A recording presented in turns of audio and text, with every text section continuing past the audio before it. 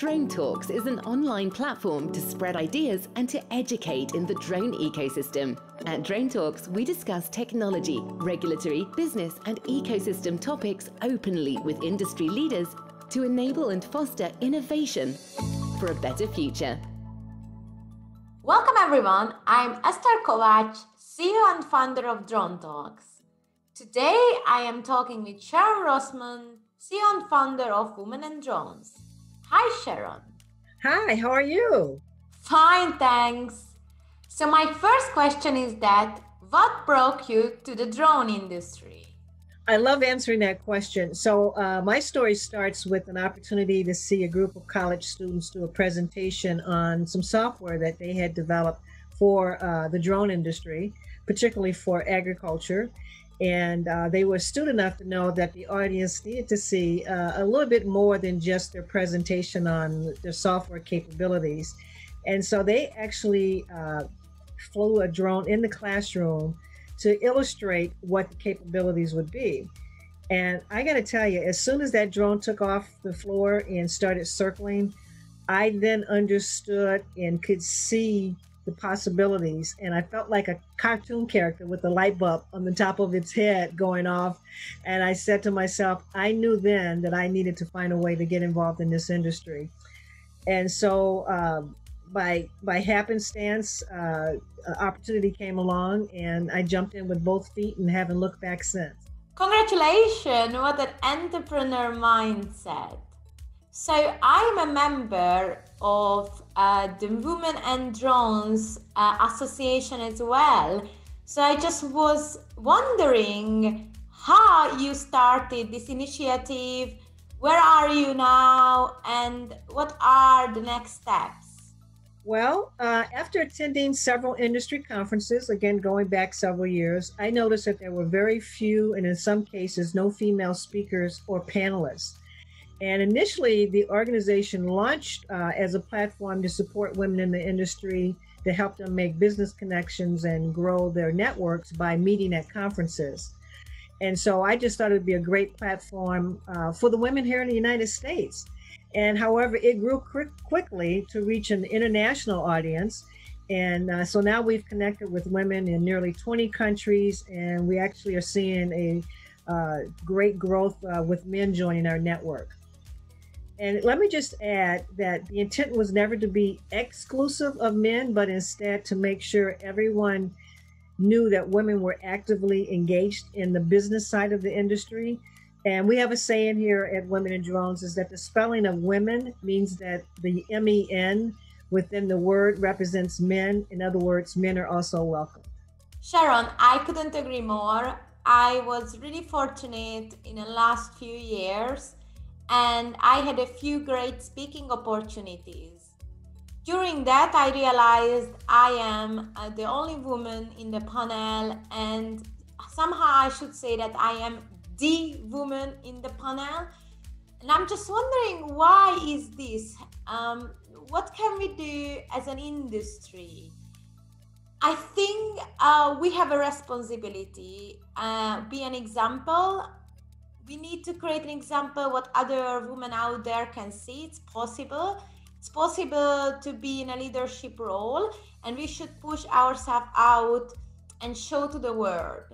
On the other hand, what I also realized that usually when women are out there, they somehow not a part of a community, they're more represented as an individual. And I think this is our responsibility as well, to kind of get together, share lessons learned, and support each other in this industry. So what's your experience in that? How do you see it? Oh, well, that's interesting because generally I have found that organizations or conferences think that as long as they have one woman or at least some representation, that they have fulfilled their obligation. And we have been very pointed with indicating that it's not a matter of having one, it's a matter of having a breadth of qualified candidates for consideration for speaking engagements. And so we now partner with many of the industry and even growing number of external of our industry organizations and conferences to help them source women for speaking opportunities. We're very proactive with that and helping them find multiples, whether it be keynote speakers, workshop leaders, and or panelists. Totally agree.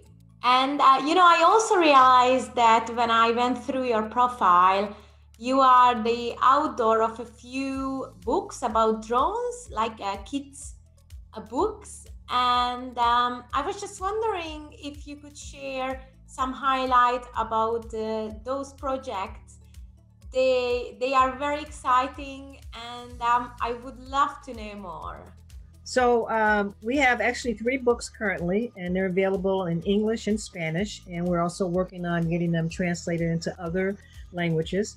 The first 2 books are what we call in our Drone Girl series, and it's all about positioning girls to, and these are books that are targeted towards younger audiences.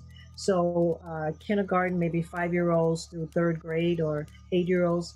And it's really about having them be able to see girls, interact with drones, be interested in drones, play with drones, and fly drones. And all of which are doable and quite realistic, but we needed to have books that show the multicultural group of girls interacting. So that's where we started. So the first book is The Drone Girls in the Air Show Adventure. And it's about 2 young girls that love to fly drones, and they go to an air show and learn about different types of aircraft, and they participate in a drone competition.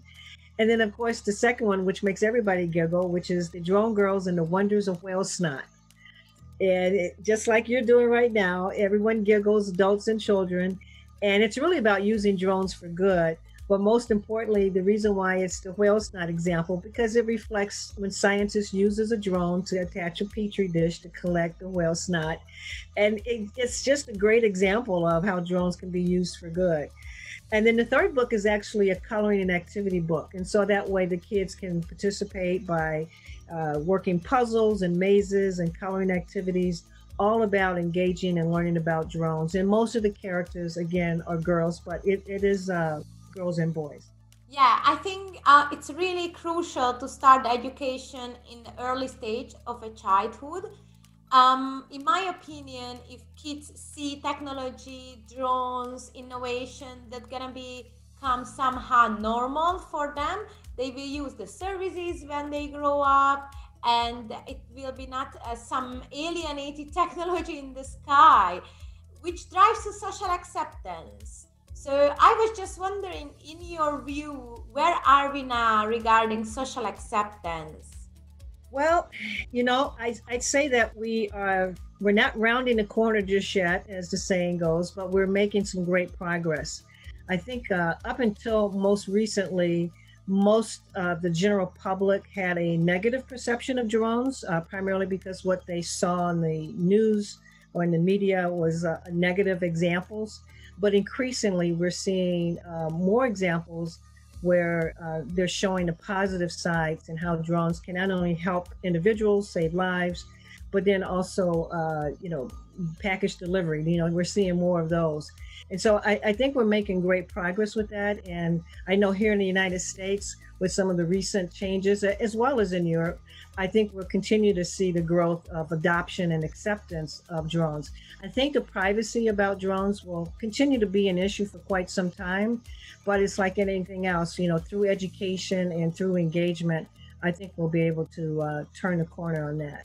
Congratulations, what a message. Thanks for driving this initiative. It's really crucial. So on the other hand, as a member of Women and Drones, just wondering what's next? What is in the horizon in 2021? Wow, that question I'm really glad that you asked. So we've got a number of new things coming about. So as you know, we are a United States-based organization, and we've been seeing our growth internationally now consistently through the years.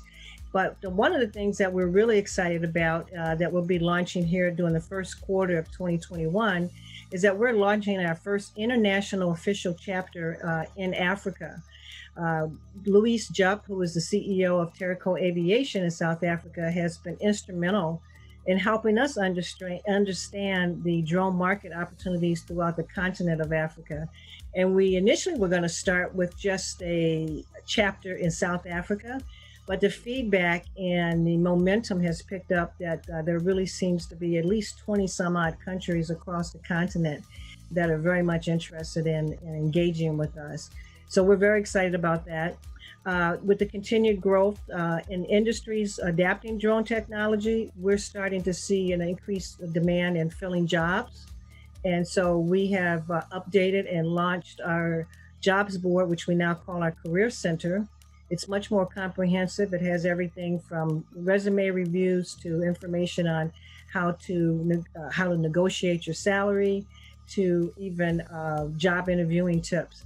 And so we want to be at the forefront of really helping to expand the market and the career opportunities within the industry. So we're excited about that. So those two are the big things that we'll be launching here in the next 60 days will be the Africa. We just launched a new career center last month. So we're also excited because in March we'll be launching our annual International Women to Watch Global Awards nominations.